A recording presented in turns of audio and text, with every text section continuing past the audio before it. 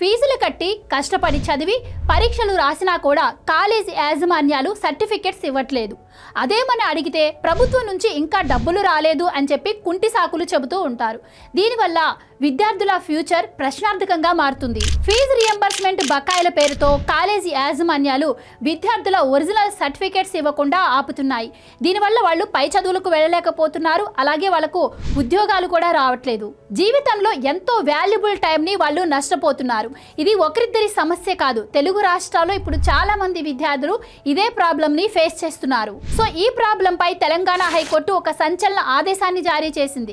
ఇకపై fee reimbursement రాలేదు అని ఏ కాలేజీ యాజమాన్యమైనా సరే విద్యార్థుల సర్టిఫికెట్లను ఆపితే కఠిన చర్యలు తీసుకోవాలని ఆదేశించింది. ఇది ప్రభుత్వానికి కాలేజీలకు మధ్య ఉన్న సమస్య అని, దీనికోసం విద్యార్థుల భవిష్యత్తు నాశనం చేయడం కరెక్ట్ కాదు అని అభిప్రాయపడింది.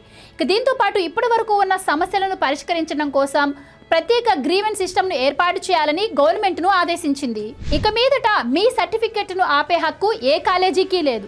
ప్రభుత్వం ఏర్పాటు చేయబోయే గ్రీవెన్స్ సిస్టమ్ దగ్గరకు వెళ్ళి మీ ప్రాబ్లంను వాళ్లకు తెలియజేయొచ్చు.